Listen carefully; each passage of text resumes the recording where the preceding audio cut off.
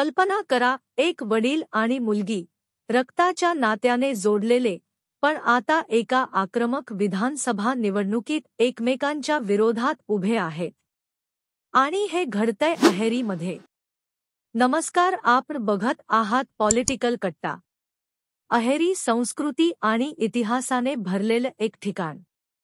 पण इथं राजकीय तणाव देखील भरपूर आहे.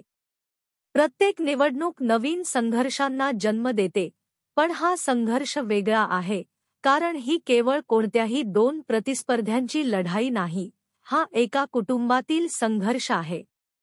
हा संघर्ष आहे आत्राम कुटुंबातील सदस्यांचा.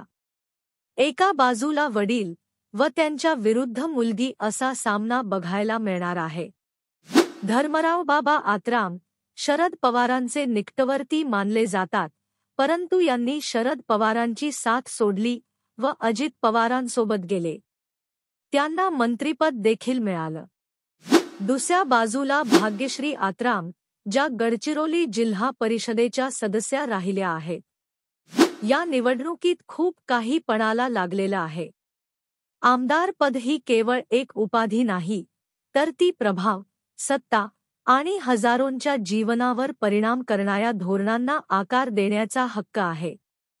पण आज काय झालं की वडील आणि मुलगी एकमेकांच्या विरोधात उभे राहिले. गोष्ट सुरू होते ती म्हणजे लोकसभा निवडणुकीपूर्वी.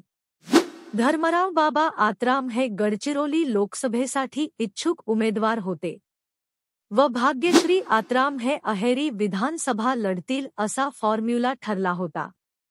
परंतु झालं असं, बाबा आत्राम यांनी लोकसभा निवडणूक नाकारली आणि सांगितलं की ते विधानसभाच लढतील. यात भाग्यश्री आत्राम यांची संधी हुकली. मग नंतर त्यांनी शरद पवारांच्या राष्ट्रवादीत प्रवेश केला व अधिकृत उमेदवारी यांना देण्यात आली. तज्ज्ञांच्या म्हणण्यानुसार हे दोन उमेदवार अहेरीच्या राजकीय क्षेत्रातील पिढ्यांमधील बदलाचं प्रतीक आहेत. जशी निवडणूक जवळ येते तसा तणाव वाढतोय. वादविवाद तीव्र होत आहेत आणि प्रचार मोहिमेचं मैदान केवळ राजकीय विचारांसाठीच नाही, तर वैयक्तिक पातळीवर सुद्धा रणभूमी बनलं आहे. पण खरं पाहता ही केवळ वडील मुलीची लढाई नाही. ही कुटुंबीय राजकारणातील गुंतागुंत दाखवते आणि वेगवेगळ्या दृष्टिकोनांमुळे आपल्याच माणसांमध्ये अंतर तयार होतं, हेही सांगते. ही अहेरीसाठी एक महत्त्वाचा टप्पा ठरू शकते, ज्याचा परिणाम पुढच्या पिढ्यांतील राजकीय संवादांवर होईल.